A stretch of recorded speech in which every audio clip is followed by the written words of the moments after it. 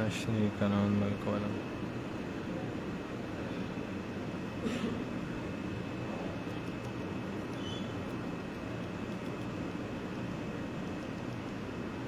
لا شريك له الملك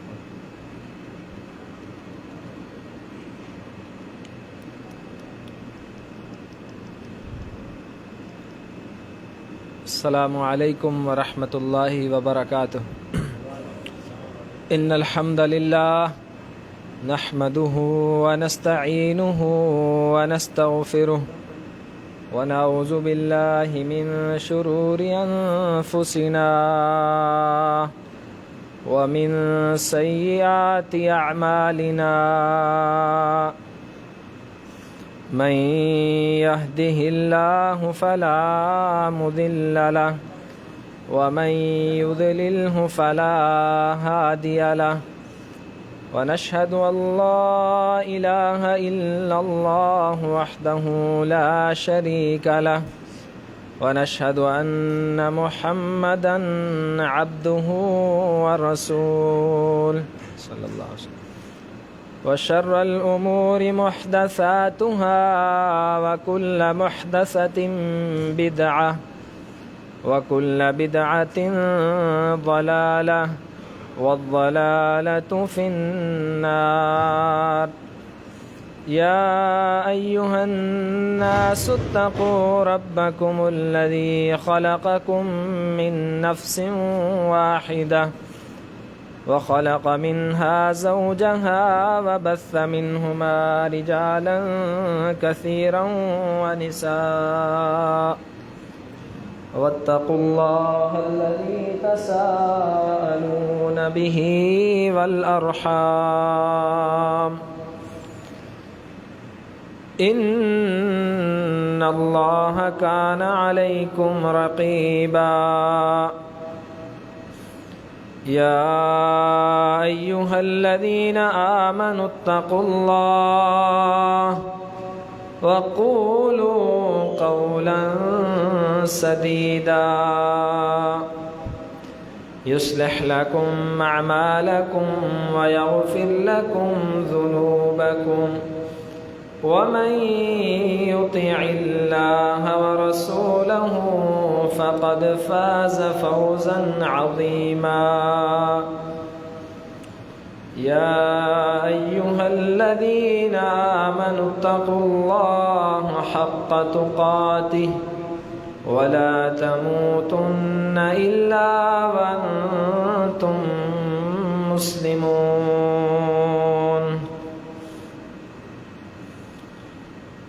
ما يلفظ من قول إلا لديه رقيب عتيد.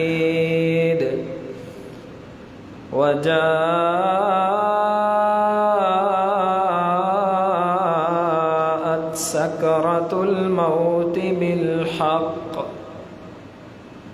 ذلك ما كنت منه تحيد.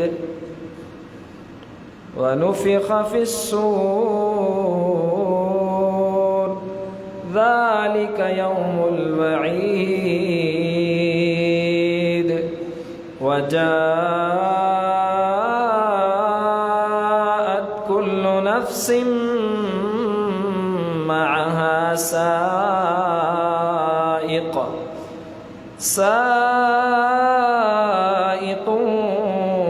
وشهيد.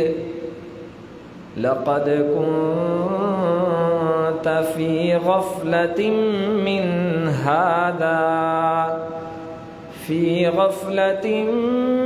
هذا فكشفنا عنك غطاءك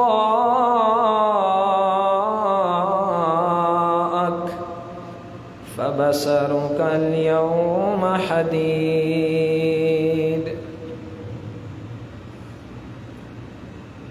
لقد كنت في غفلة من هذا، اے انسان بے شک تو اس معاملے میں بڑی غفلت کا شکار تھا۔ فکشفنا عنک غطاءک فبصرک اليوم حدید. آج کے دن ہم تیری آنکھوں کے سامنے سے سارے پردے ہٹا دیں گے اور تیری آنکھیں ایسے کام کریں گی جس تیزی سے لوہا کام کرتا ہے، اس طرح وہ کاٹنے کا کام کرتا ہے.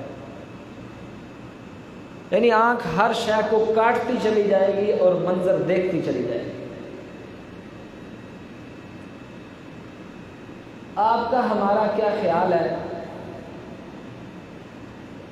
کہ یہ کان آپ میری، میں آپ کی بات سنتا ہوں،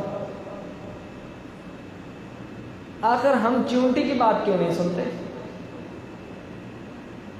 کان کام نہیں کرتے. یہ آپ کی میری آنکھیں دیکھتی ہیں، لیکن کتنے منظرنامے ایسے ہیں جو آنکھ دیکھ سکتی نہیں دیکھ سکتی. اب جو آنکھ اور کان کا خالق ہے، مالک الملک، ہم سب کا یقین ہے کہ وہ جب اس آنکھوں کے پردے ہٹا دے گا تو آنکھ وہ چیزیں دیکھے گی جو اس دنیا میں دیکھ نہیں سکتی، دیکھے گی. اب ہم نے یہی بات کرنی ہے. قرآن بار بار انسان کو کہہ رہا ہے. یہ سورۃ قاف ہے. ایک صحابیہ نے نبی علیہ الصلاۃ والسلام کے پیچھے خطبہ جمعہ ادا کر کے سورۃ قاف زبانی حفظ کر لی. تصور کرے میرے رسول صلی اللہ علیہ وسلم کس قدر قرآن کی تلاوت کرتے ہوں گے. اور صحابہ کہتے ہیں یذکر بالآیہ،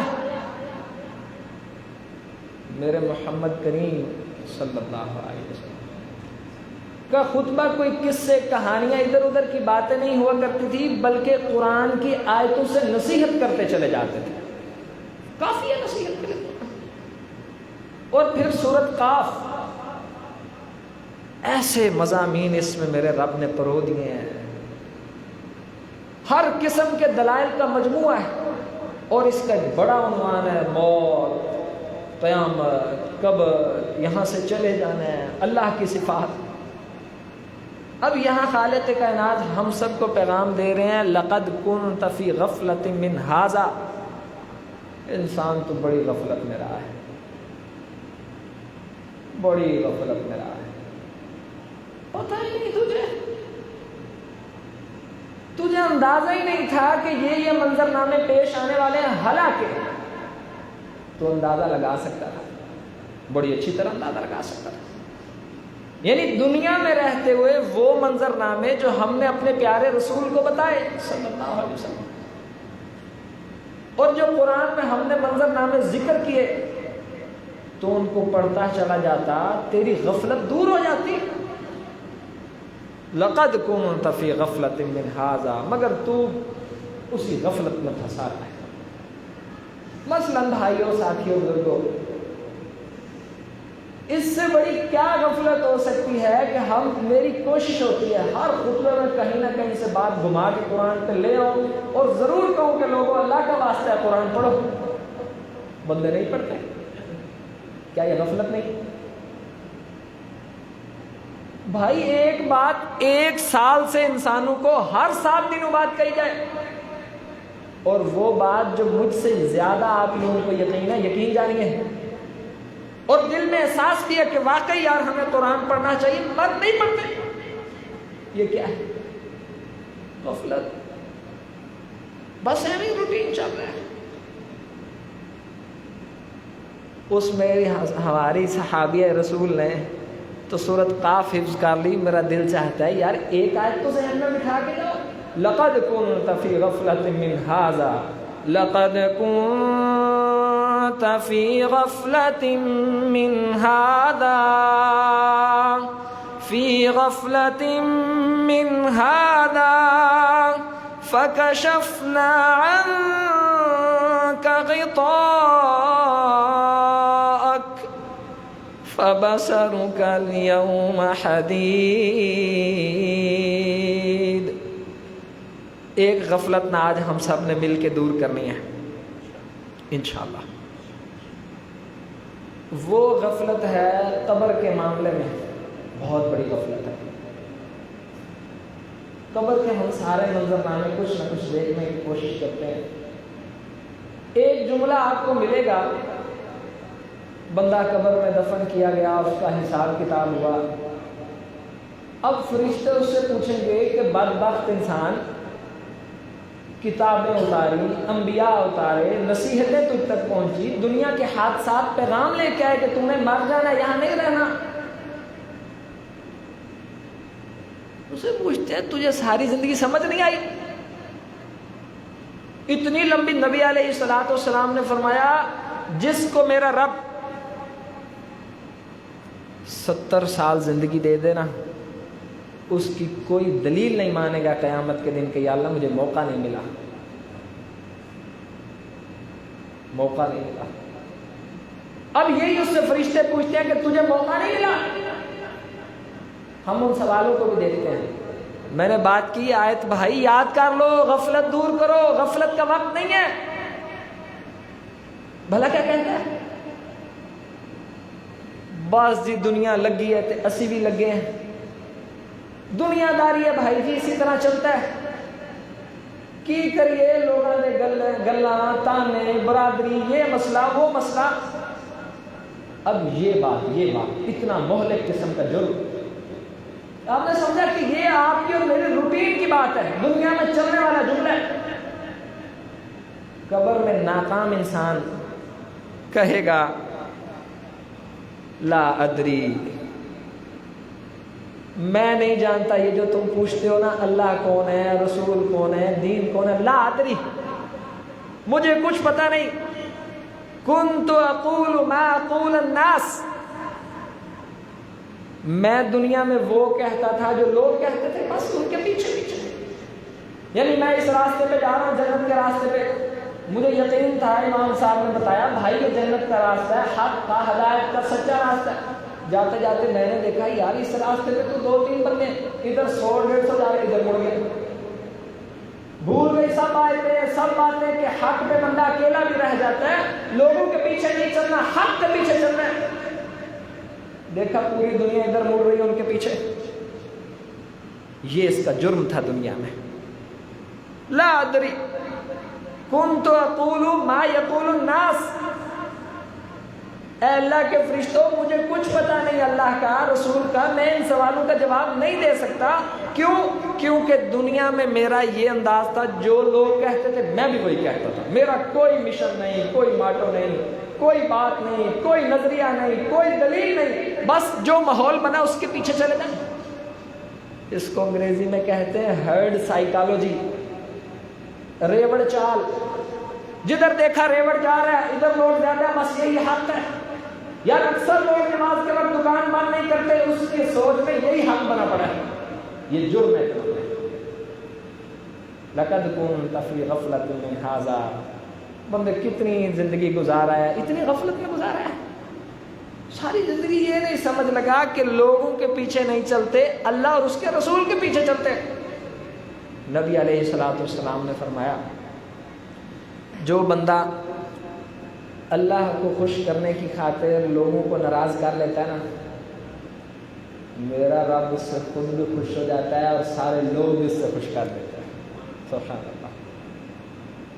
اور دوسری طرف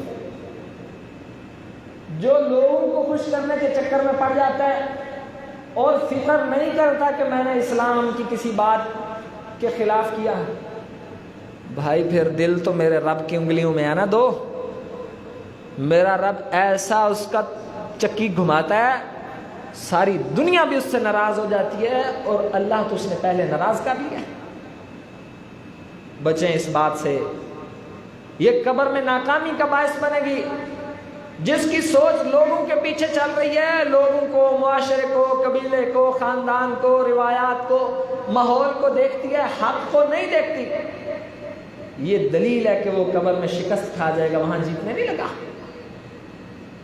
اب اس جرم کے بعد نا نبی علیہ الصلوۃ والسلام نے فرمایا، لوگوں جب تم قبر میں اپنے مردے کو رکھ کے چلے جاتے ہو نا، پھر میرا رب اس مردے کو تمہارے واپس جاتے ہوئے قدموں کی چاپ سناتا ہے کہ لے انسان، لقد كنت فی غفلۃ من ھذا، بڑے دھوکے میں تھا تو، بڑا تجھے یقین تھا کہ یہ سب تیرے ساتھ ہیں، تیرے بچے، تیرا مال، تیری اولاد، تیری جائیداد، لے دیکھ تو اکیلا پڑا ہے اس قبر میں، ساری دنیا واپس جا رہی ہے۔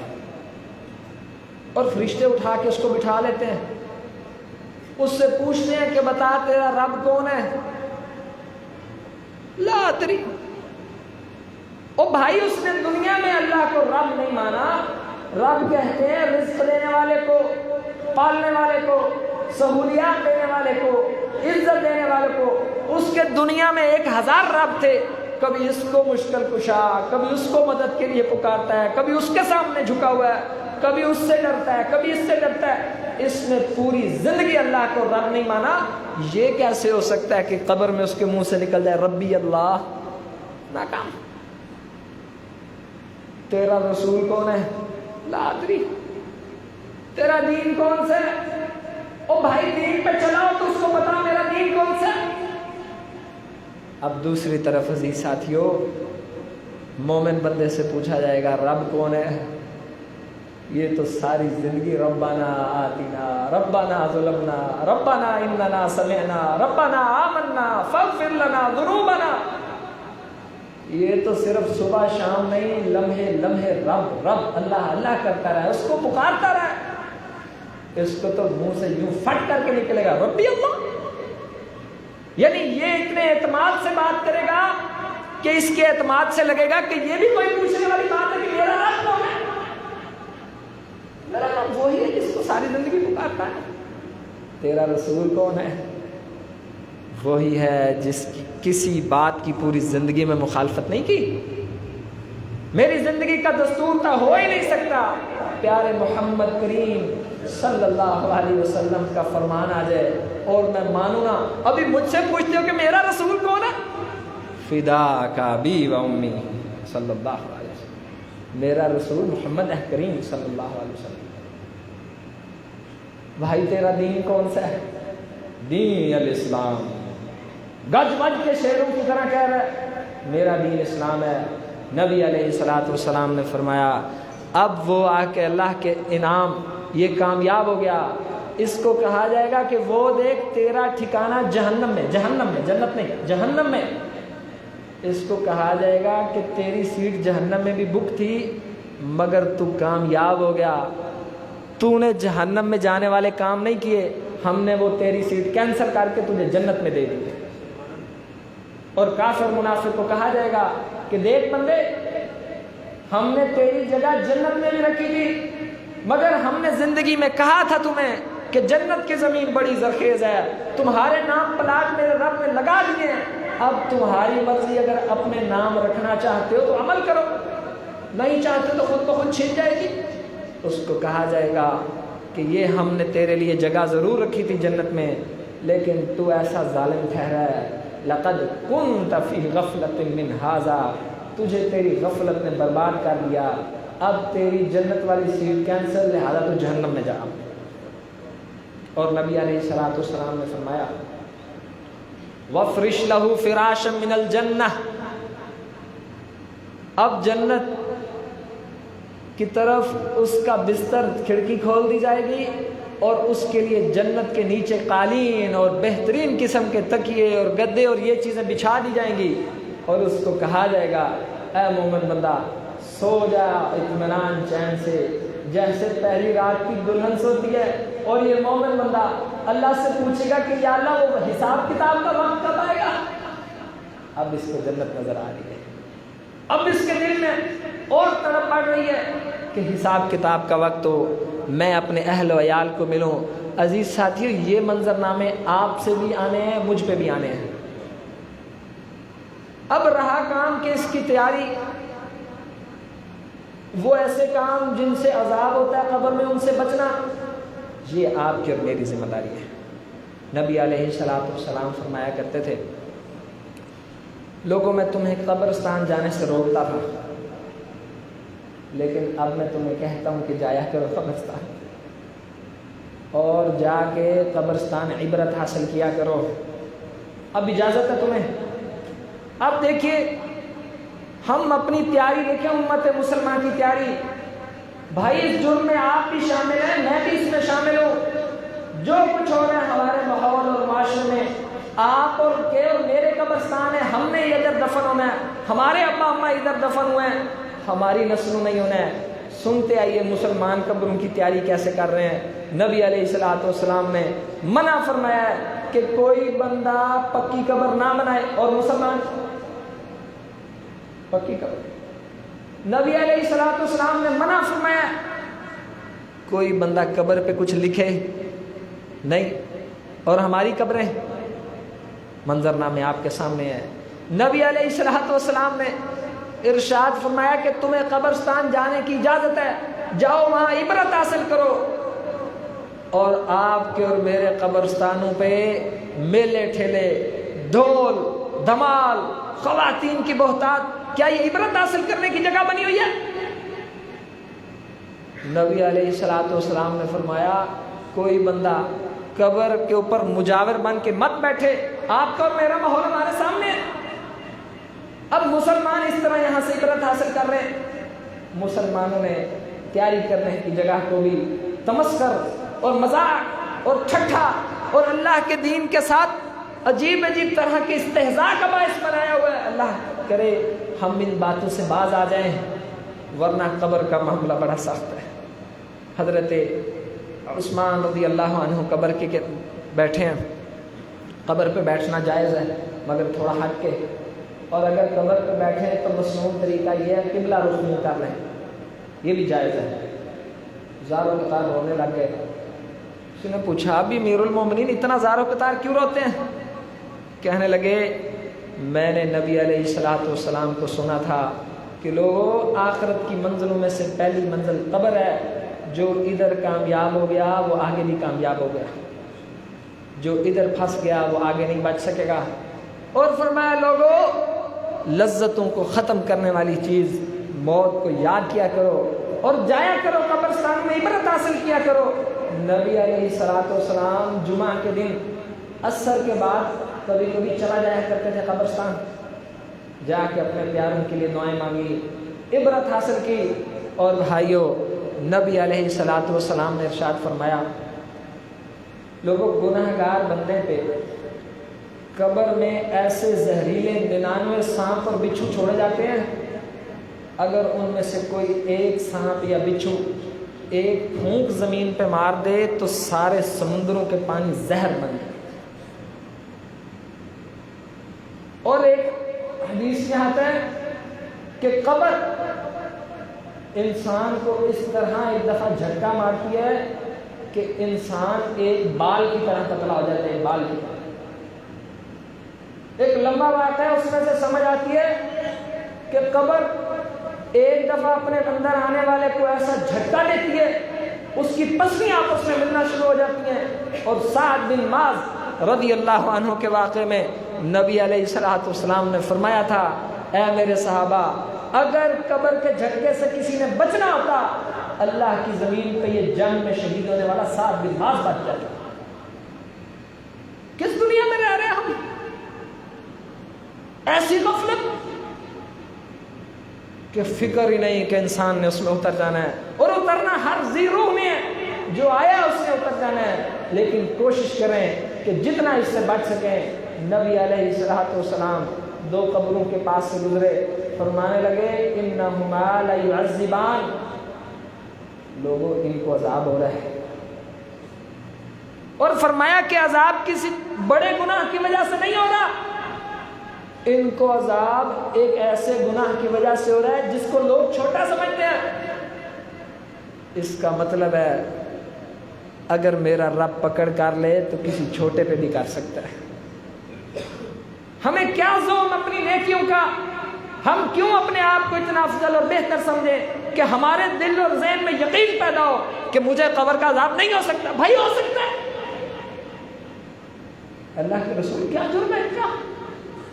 فرمایا پہلے کا جرم یہ ہے یہ چغلیاں کھاتا تھا، ادھر کی بات ادھر، ادھر کی ادھر، مسجد والوں کو لڑا دو، محلے والوں کو لڑا دو، جماعت والوں کی لڑائی کرا دو، خاندان ٹوٹ دو، یہاں کی بات ادھر ادھر، یہ اتنا بڑا جرم ہے، اس کی وجہ سے قبر میں عذاب ہو سکتا ہے۔ اور دوسرا ارشاد فرمایا ان کو اس لیے عذاب ہو رہا ہے، یہ موجودہ دور میں تو یہ حدیث ہے ہمیں سینے پہ آ کے تیر کی طرح لگتی ہے کہ اس جرم سے تو ہم نے سے بچنا بڑا مشکل ہو گیا۔ یہ پیشاب کی چھینٹوں سے نہیں بچتے تھے۔ اور مسلمانوں سوچو ذرا اپنے اور ہمارے ماربل کے ٹوائلٹس جن میں چھینٹوں کا اٹھنا تو کوئی عجب بات ہی نہیں، ہر حال میں اڑیں گے۔ نبی علیہ الصلوۃ والسلام بیت الخلاء جاتے تو نیزہ مار کے زمین کو نرم کر دیتے تاکہ پیشاب کے چھینٹے نہ اڑے اور وہاں پیشاب گرے جو نرم جگہ۔ میرا مشورہ ہے آپ کو، اسلام ایسا خوبصورت دین ہے، اس پہ عمل باتھ روم میں بھی ختم نہیں ہوتا۔ جب واش روم میں جایا کرو کوشش کرا کرو پانی چلا دیا کرو تاکہ چھینٹے پانی میں گرے اور ہم قبر کے عذاب سے بچ جائیں۔ اور دوسرا اس کا مطلب یہ ہے جب یہ پیشاب کرتا تھا یہ فکر نہیں کرتا تھا کہ لوگ اس کو دیکھ رہے یا نہیں دیکھ رہے۔ ذرا سوچو آپ کے میرے معاشرے کا ڈرائیور طبقہ، اڈوں اور بسوں کی کیا حالتیں ہیں، مسلمان لگے ہوئے ہیں دھڑا دھڑ کی حالت کی انتہا۔ بھائی یہ چھوٹا سا جرم قبر کے عذاب کا باعث بن سکتا ہے۔ ایک دفعہ نا نبی علیہ الصلوۃ والسلام نے ارشاد فرمایا کہ عید کے خطبے میں ساری عورتیں ضرور آئیں، جس کو چادر نہیں ملتی اپنے کسی ہمسائی سے لے کے آ جائے، جو نماز پڑھنے والی نہیں ہے وہ بھی ضرور شامل ہو۔ عورتوں کا بڑا رش لگ گیا، خطبہ ارشاد فرمایا، اس کے بعد عورتوں کے پاس دوبارہ چلے گئے۔ اور میرے ساتھیوں بھائیوں، اللہ کے لیے جا کے اپنی ماؤں بہنوں بیٹیوں کو بتاؤ یہ باتیں۔ لقد كنت في غفلة من هذا، اللہ کرے ہم غفلت والوں سے نکل جائیں، اللہ کرے ہمارا شمار ان میں ہو کہ یا اللہ یہ دنیا میں علم سیکھتے تھے، آپ کی آیتیں اور احادیثیں پڑھتے تھے اور اس کے مطابق عمل کرتے تھے، انہوں نے ٹھان لیا کہ ہم نے قبر کے عذاب سے بچنا ہے، نہ یہ غیبت اور چغلی کرتے ہیں اور پیشاب کے چھینٹوں سے بھی بچتے ہیں، یہ ہوا نا عمل۔ عورتوں کو کہنے لگے اے عورتوں کثرت سے صدقہ کیا کرو، کاش کہ کبھی ہم بھی اپنے گھر والی ماؤں بہنوں کو جمع کر کے یوں کہا کریں، اوے ان کو اپنی فرما برداری مت سکھاؤ، عورتوں کو بتاؤ کہ اللہ کا حکم یہ ہے تم پر اور ہم پہ اللہ کا حکم ہے تمہارا نام نفقہ پورا کرنا، تم اپنے اللہ کی فرما برداری کرو، ہم اپنی کر رہے ہیں، مسئلے حل۔ کوئی ضرورت نہیں ہے کسی کو بتانے کی کہ آپ نے یہ کرنا ہے یہ کرنا ہے۔ فرمایا عورتوں کثرت سے صدقہ کیا کرو، واستغفر اللہ، اے عورتوں کثرت سے توبہ استغفار کیا کرو۔ ایک عورت کہنے لگی اللہ کے رسول خیر تو ہے؟ فرمایا میں نے دیکھا ہے کہ جہنم میں کثرت تم عورتوں کی ہے، انا للہ و انا الیہ۔ اور یہ بات بعید نہیں ہے، آپ کو یاد ہوگا ایک خطبے کا صرف عنوان یہ تھا کہ بھائیوں اپنی بہنوں بیٹوں کو لے کے آؤ مسجد میں، وہ اللہ کے بندوں بتاؤ ان کو دین، ان کی آخرت کی فکر کرو، اپنی نسلوں کو اگر اسلام پہ کھڑا کرنا ہے ان تک دین کا پیغام پہنچاؤ۔ اگر آپ اور میں یہ عمل نہیں کر رہے لقد كنت في غفلة من هذا، پھر آپ اور میں غفلت کا شکار ہیں اور اس کا رزق بہت جلد آ جائے گا، دنیا میں بھی آئے گا اس کا رزق۔ کہنے لگے اللہ کے رسول عورتوں کی کثرت کیوں جہنم میں؟ میں پہلی تمہاری بیماری یہ ہے بہت لان تان کرتی ہو، غیبتیں اور چغلیاں کھاتی ہو، تم سے رہا ہی نہیں جاتا۔ اور موجودہ دور میں جس ماں بہن کے اندر یہ عادت نہ ہونا بری، وہ ماحول کے اندر فٹ ہی نہیں آتی، اس کے ساتھ کوئی ٹکتا اٹھتا بیٹھتا نہیں ہے۔ کیوں؟ کیونکہ نہ اس نے یہ کام کرنا ہے اور نہ کرنے دینا ہے۔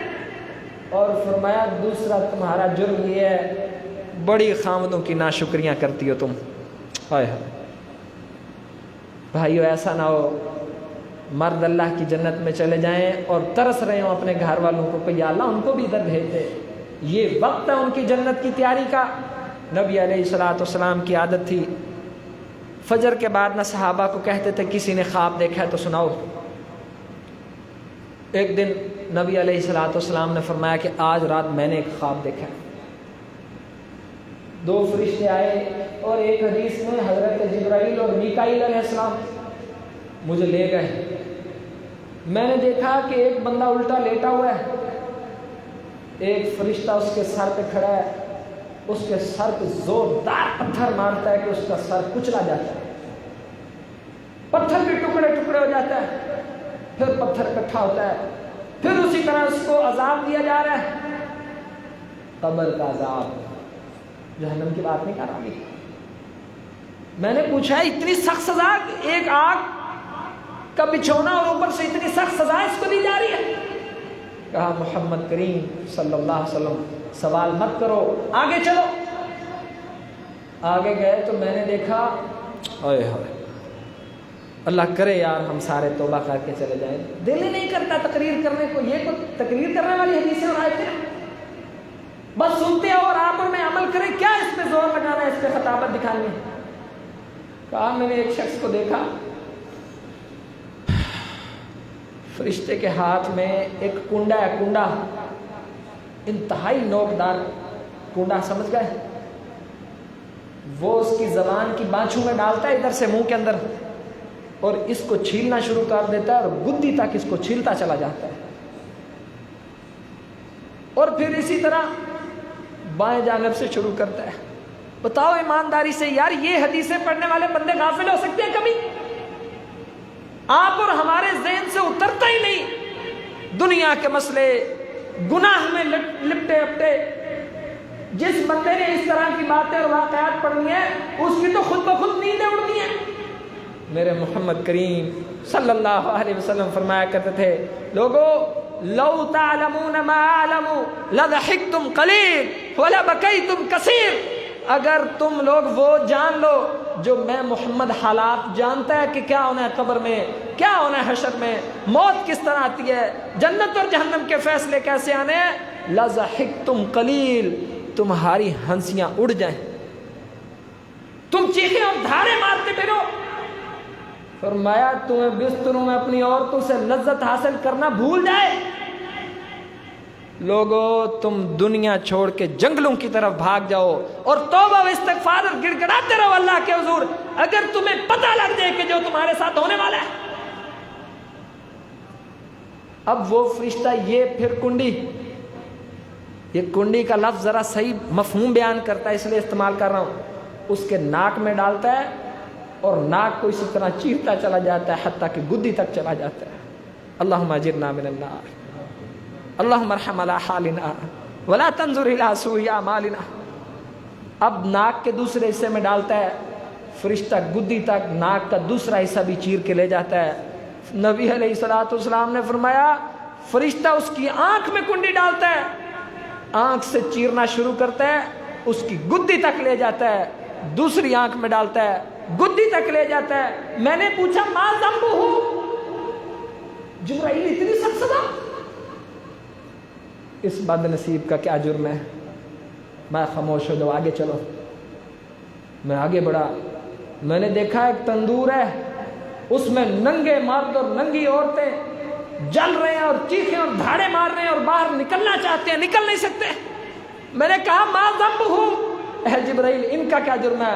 فرمایا آگے چلیے پیارے محمد, ابھی جرم بتاتے ہیں. او بھائیو, جرم بتانے سے پہلے وعدہ کرو اپنے اللہ سے, سارے اکیلے اکیلے, کوئی اجتماعی ضرورت نہیں. یا اللہ جو جو یہ جرم ہے نا, ہماری اللہ کی قسم توبہ. میں کہتا ہوں خوش نصیبی آپ کی میری, میرے تو یہ جمعہ تیار کرتے ہوئے, یہ عنوان پڑھتے ہوئے میں تو چیخیں نکل گئی کہ یہ کیا, زندگی میں پہلی دفعہ پتہ لگا. شاید آپ کو بھی زندگی میں کافی ساری باتیں پہلی دفعہ پتہ لگی ہوں گی. اور عزیز ساتھیوں, اس طرح کی 1,00,000 باتیں اسلام کی جو آپ کو اور مجھے پتہ نہیں ہے. سوچیے اگر ساری پتہ لگ جائیں, کس طرح کا عمل پیدا ہو, کس طرح کی توبہ پیدا ہو, کس طرح کا گڑ گڑانا پیدا ہو, کیسے زار و قطار رونا نصیب ہو جائے, کس طرح ہم اللہ کے حضور کھڑے ہو جائیں کہ یا اللہ ہماری توبہ ہے, ہم نہیں سکت رکھتے. میں آگے گیا, میں نے دیکھا فرشتہ ہے, اس کے ہاتھ میں نوکیلے خاردار پتھر ہیں اور خون کی نہر ہے. ایک انسان اس میں ڈبکیاں لے رہا ہے, غوطے کھا رہا ہے. مرتا مرتا بچتا ہے، باہر نکلتا ہے تو وہ فرشتے اس کے منہ میں وہ زبردستی پتھر گھسا کے دوبارہ اندر دھکا دے دیتے ہیں۔ اب مجھے جبرائیل امین نے بتایا پہلے شخص جس کے سر کو پتھر سے کچلا جا رہا ہے، یہ قبر کے عذاب ہے بھائی، جہنم کے عذاب نہیں بتا رہا آپ کو۔ ایک خطبے میں کون کون سا عذاب بتایا جائے، صرف مقصد ہے لوگوں اس غفلت سے بچو، فیصلہ کر کے جاؤ کہ کسی کی غیبت اور چغلی نہیں کریں گے، ماؤں اور بہنوں اور بیٹیوں کو اکٹھا کریں گے گھر میں، ان کو کہیں گے یار آپ کی زبان نہیں چلتی، ان کو جمعے پہ لے آؤ، جمعے پہ نہ لے آؤ، یہ جدید دور ہے، یہ آڈیو چلا کے اسپیکر چلا کے اندھیرا کر دو، انہیں کہو سنو تو صحیح یار یہ باتیں، کسی کی بات کی تھوڑی باتیں ہیں، آسمان سے اتری باتیں ہیں، یہ دل پہ اثر کرتی ہیں، انسان کو بدلتی ہیں، انسان سوچنے پہ مجبور ہوتا ہے، انسان سوچتا ہے کہ نہیں یار بس بس اب ختم۔ جب یہ انسان سوچتا ہے فوراً میرے اللہ کی مدد اترتی ہے، اس کو اپنی رحمت میں ڈھانپ لیتی ہے، اس کے لیے جنت کا راستہ آسان کرتی ہے، اس کو توبہ کی توفیق دیتی ہے، اس کی زندگی کی اصلاح کر دیتی ہے، پھر وہ قبر سے بھی بچ جاتا ہے، حشر کی مصیبتوں سے بھی بچتا ہے، وہ دنیا میں رہتا ہوا اللہ کا جنتی بندہ ہوتا ہے۔ فرمایا پہلے بندے کا جرم یہ ہے، میں نے کہا تھا نا کہ بھائیو جرم تو حق اور سچ ہیں، توبہ کر لیں، جرم سننے سے پہلے توبہ کر لیں کہ یا اللہ ہماری ان سب جرائم سے توبہ۔ جو یہ کہے گا نا یقین رکھے گا اللہ اس کو توفیق دے دے گا انشاءاللہ، بڑا یقین ہے مجھے، میرا رب اس کو کم از کم ان گندے بیہودہ کبھی خطرناک جرائم سے بچا لے گا۔ پہلا شخص جس کا سر پتھر سے کچلا جا رہا ہے، الٹا لیٹا ہوا ہے، اس کا جرم یہ ہے نماز کے وقت سویا رہتا تھا، اور ایک حدیث میں آتا ہے عشاء کی نماز، ایک ہے وہ سونا کہ آنکھ نہیں کھلی، وہ اللہ اس پر مواخذہ نہیں کرتا، جب کھلی پڑھ لو، کوشش کرے اہتمام کرے۔ ایک ہے کہ بے ایمان اذان سن رہا ہے، پڑھا ہے ٹوٹیاں لگا کے، ابا اماں نماز پڑھ رہی ہے، وہ اندر زندہ لاش نوجوان پڑا ہے، اس کو کسی کو کہنے کی ضرورت بھی نہیں ہے، اس نے نہیں پڑھنی نماز، نہیں پڑھنی تو وہ سن لے کہ یہی کچھ ہونا ہے، اور اللہ کی قسم یہی کچھ ہونا ہے، کیونکہ یہ محمد کریم کی زبان سے نکلی ہوئی بات ہے، ہونا یہی کچھ ہے۔ اب بچنا ہے آپ کی میری اپنی مرضی، نہیں بچنا ہماری اپنی مرضی۔ کیسا بد نصیب ہوگا جو ایسا انجام سن کے بھی آج کے بعد نماز کے وقت سویا رہے۔ اور بھائیوں وقت نہیں ہے، اللہ کے لیے عشاء کے وقت اپنے بچوں کو سونے نہ دیا کرو، بڑی گرفت ہے اس بات پہ، اللہ کی ناراضگی ہے کہ میں نے ان کو اتنی بڑی نعمت بچے دی، صرف اپنے بچوں کو اتنا سبق نہیں پڑھا سکتے کہ مالک الملک کے حضور نماز پڑھنی ہوتی ہے۔ اور دوسرا جرم، ہائے قاریو حافظو عالمو، اس نے قرآن یاد کیا تھا مگر بھول گیا قرآن۔ شیخ بھٹوی رحمہ اللہ علیہ ایک وضاحت کرتے ہیں، عمدہ وضاحت ہے، وہ کہتے ہیں جس نے یاد کیا اگر بھول بھی گیا انشاءاللہ اس پہ وبال نہیں آئے گا، لمبا موضوع ہے انشاءاللہ، وہ پھر بھی افضل ہے ان سے، کیونکہ اس نے زندگی میں ایک دفعہ تو یاد کیا، اس کو پڑھنا تو آتا ہے، شاید توبہ کر لے، واپس پلٹ آئے، اس کے سینے میں پھر بھی کچھ نہ کچھ نور تو ہے، لیکن جو اس حال میں مر گیا، توبہ نہیں کی، ماں باپ نے حافظ بنایا، وہ عام بندوں سے بھی بدتر زندگی گزار رہا ہے، ماں باپ معاشرے نے محنت کر کے عالم بنایا، اس کے کرتوت ایسے ہیں کہ گھن آتی ہے کہ کوئی اپنے بچے کو عالم نہ بنائے، اس طرح کے عالم ہوتے ہیں۔ دوسرا شخص جس کو اتنی اذیت ناک عذاب ہے نا، اس کا جرم یہ تھا جھوٹ بولتا تھا اور سوچتا تھا کہ یہ جھوٹ پورے معاشرے میں پھیل جائے، یہ اس کا جرم ہے، جھوٹ اتنا بڑا جرم ہے۔ نبی علیہ الصلوۃ والسلام نے فرمایا جس بندے کو عادت پڑی ہوئی ہے مذاق میں جھوٹ بولنے کی، اور سوچو جو ٹک ٹاک اور اسٹیج ڈرامے اور فلموں میں ہم مذاق اور گند اور جھوٹ سنتے ہیں، اس جھوٹ کی تو اتنی گندی اور سخت سزا ہے، اور وہ سننے والے، اس کو پسند کرنے والے، اس کا مطلب ہے وہ ایسی سخت سزا پسند کرتے ہیں۔ نبی علیہ الصلوۃ والسلام نے فرمایا جس نے مذاق میں جھوٹ بولنے کی عادت اپنا لی وہ اپنا ٹھکانہ جہنم میں بنا لے، اس سے بڑا جھوٹ، سب سے بڑا جھوٹ وہ ہے جو اللہ پہ باندھتے ہیں، پیارے محمد پہ باندھتے ہیں۔ مجھے پڑھا لکھا یونیورسٹی کا دوست کہنے لگا یہ جو بھائی دل نہیں چاہتا یار، آپ کی اصلاح کے لیے نام لینا پڑتا ہے، کس طرح بتائیں امت کو؟ آپ جانتے ہو نا کہ مسلمانوں نے قبروں میں ایسے دروازے کھولے ہوئے جس کو کہتے ہیں جنتی دروازہ ہے۔ میں کہا بھائی اس کی کیا دلیل ہے؟ کہنے لگے ہمارے بزرگ کہتے ہیں وہ وہاں سے گزرے، مجھے خواب میں محمد کریم آئے صلی اللہ علیہ وسلم، انہوں نے کہا جو اس دروازے سے گزرے گا اس کے لیے سلامتی سلامتی، امن اور امن ہے۔ یہ پیارے محمد پہ جھوٹ ہے۔ اللہ کے لیے یار ہم باز آ جائیں، اور بات کرنے سے پہلے 1000 دفعہ سوچا کرو جو بیعت میں کر رہا ہوں کیا میرے رب کا حکم ہے یا نہیں ہے، کیا پیارے نبی کا فرمان ہے یا نہیں ہے؟ اگر ہے تو کہو، نہیں ہے تو ایسے ہو جاؤ جیسے گنگے ہو۔ اس کی سزا بڑی سخت ہے۔ من کذب علی متعمدا فلیتبوأ مقعدہ من النار، جس نے ایک دفعہ میں محمد صلی اللہ علیہ وسلم پر جھوٹ بوندا، وہ بات بیان کی جو میں نے نہیں کی، وہ سوچ لے کہ اس کی جہنم میں سیٹ پکی ہو گئی ہے، ہو ہی نہیں سکتا نہ جائے جہنم میں۔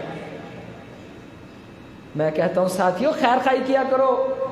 آپ کے میرے کتنے عزیز رشتہ دار جو گمراہیوں میں چل رہے ہیں، جس کا نہ اللہ کے قرآن نے حکم دیا ہے نہ نبی کے فرمان نے حکم دیا ہے، ان کے آگے ہاتھ جوڑ کے کہنا کہ بھائی ہم تجھے قبر کے عذاب سے بچانا چاہتے ہیں، ہمارا ذاتی کوئی مقصد اور مفاد نہیں ہے، ہم تیری خیر چاہتے ہیں، باز آ جائیں ان باتوں سے۔ اگر آپ اور میں ہم سارے خیر خواہ بن جائیں نا، جھگڑالو نہیں، نفرت والے نہیں، محبت والے، خیر خواہی والے، دعا کرنے والے اپنے قوم اور قبیلے کے لیے، یا اللہ ان کو سمجھ دے دے، ان کو پتہ نہیں ہے یہ نماز نہیں پڑھتے، اللہ ان کو سمجھ دے دے، ان عورتوں کو یہ غیبت اور چغلی سے باز نہیں آتی، اس دن انشاءاللہ ان کو سمجھ آ جائے گی۔ اور اجر کس کو ملے گا؟ ہم سب کو انشاءاللہ۔ اور تیسرے جو آگ کے تندور میں جل رہے ہیں، اللہ کرے یار یہ حدیثیں ہم جا کے لوگوں کو بتائیں، ان کو پکڑ کے بتائیں جن میں یہ بیماری ہے کہ بھائی باز آ جاؤ۔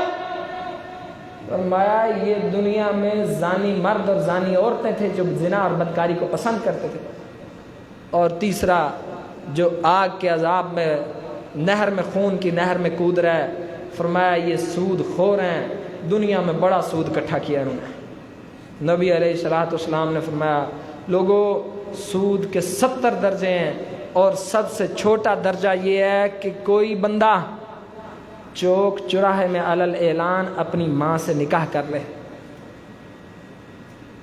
سب سے چھوٹا درجہ یہ ہے۔ اب اس کو وہ عذاب ہوتے رہیں گے۔ اللہ ہمیں توفیق دے، اس قبر کو یاد کریں اور جائیں قبرستان، ذرا اس نظریے اور سوچ سے بھی جائیے گا، یہ باتیں اور یہ احادیث اور آیتیں ذہن میں رکھیے گا۔ لقد كنت في غفلة من هذا، بندے تو بڑی غفلت میں رہا ہے۔ اللہ کرے ہم غافلوں کی صف میں سے نکل جائیں، اللہ ہمیں فرما برداروں میں سے، بیداروں میں سے، چکنوں میں سے، تیاری کرنے والوں میں سے بنائے، جو ہوش حواس سے اللہ کی فرما برداری پہ گج وج کے زندگی گزار کے آئے ہیں کہ اس کے بندے تھے، اس کی مانتے تھے، اسی کے حکم پہ چلتے رہے ہیں۔ ان کے لیے جنت ہی جنت ہے انشاءاللہ، انعام بھی بڑے میرے رب نے ان کے لیے رکھے ہیں۔ زندگی رہی تو پھر بیان کریں گے۔ ھذا ما کان عندی واللہ اعلم بالصواب۔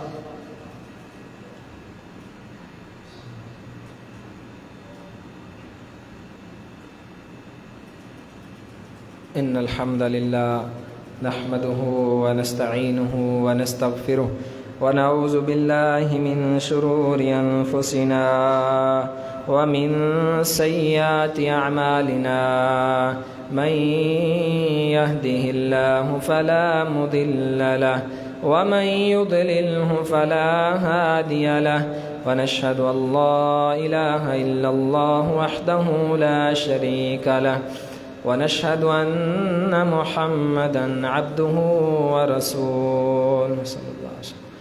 اللهم أعز الإسلام والمسلمين، اللهم أذل الشرك والمشركين، اللهم دمر أعداءك وأعداء الدين، اللهم ارحم على حالنا ولا تنظر إلى سوء أعمالنا، ربنا تقبل منا إنك أنت السميع العليم وتب علينا إنك أنت التواب الرحيم. وصلى الله تعالى على نبيه الكريم.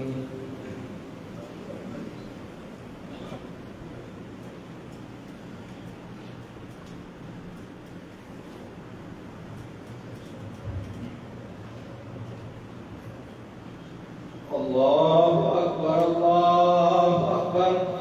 أشهد أن لا إله إلا الله. أشهد أن محمدا رسول الله.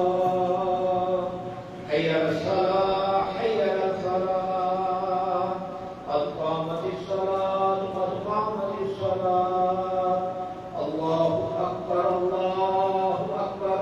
لا إله إلا الله.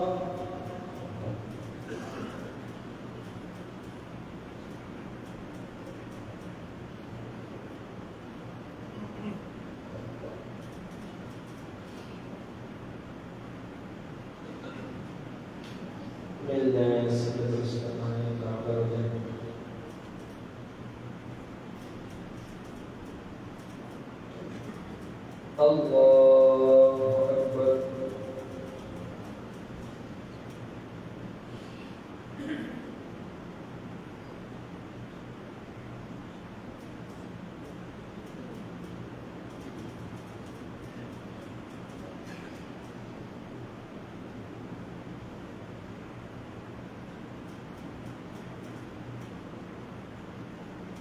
الحمد لله رب العالمين الرحمن الرحيم مالك يوم الدين إياك نعبد وإياك نستعين اهدنا الصراط المستقيم صراط الذين أنعمت عليهم غير المغضوب عليهم ولا الضالين.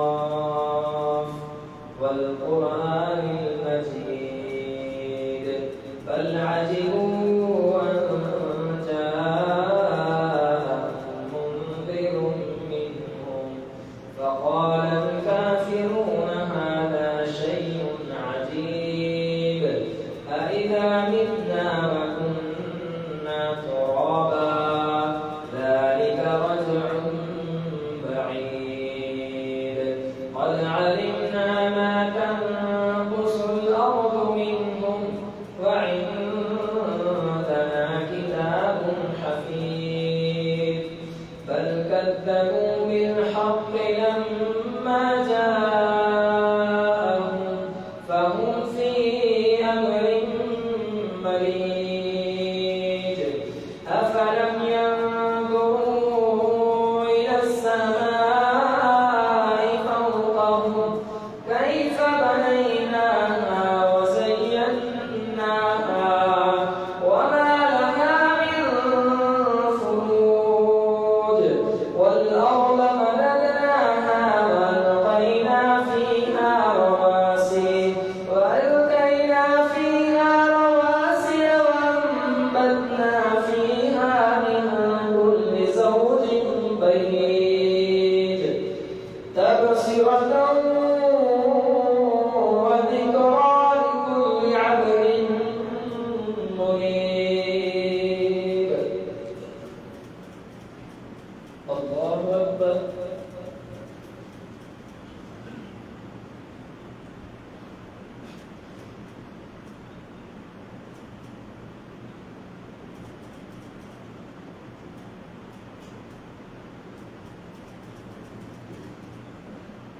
سمع الله لمن حمده.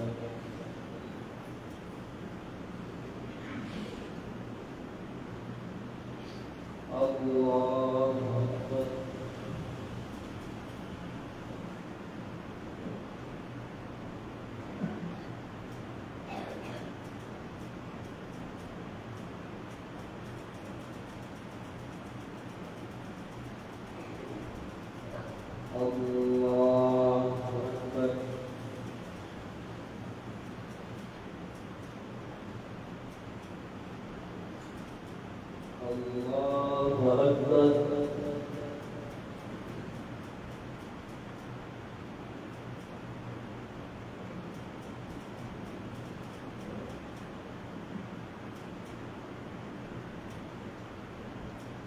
الله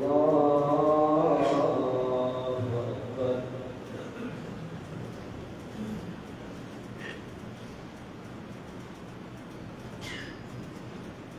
الحمد لله رب العالمين الرحمن الرحيم مالك يوم الدين إياك نعبد وإياك نستعين اهدنا الصراط المستقيم صراط الذين أنعمت عليهم غير المغضوب عليهم ولا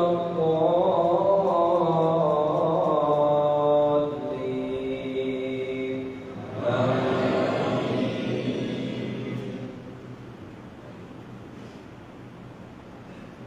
سبح اسم ربك الأعلى الذي خلق فسوى والذي قدر فهدى والذي أخرج المرعى فجعله غثاء أحوى سنقرئك فلا تنسى إلا ما شاء الله إنه يعلم الجهر وما يخفى ونيسرك لليسرى فذكر إن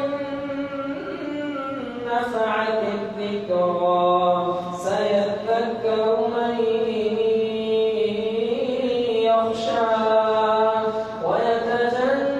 ويتجنبها الأشقى الذي يصلى النار الكبرى ثم لا يموت فيها ولا يحيا قد أفلح من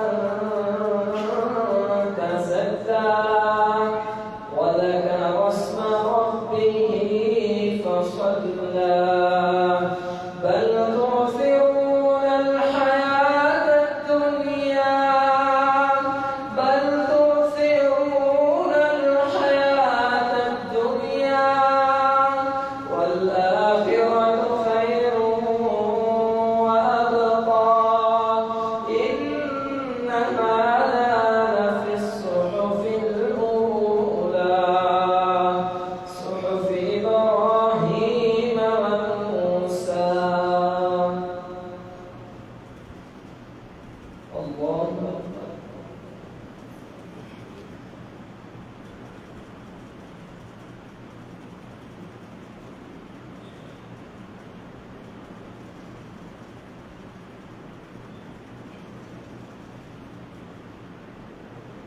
سمع الله لمن حمده.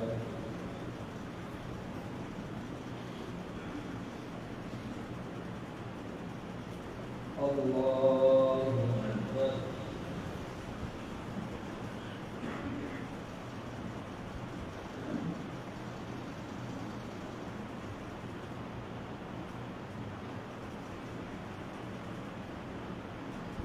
الله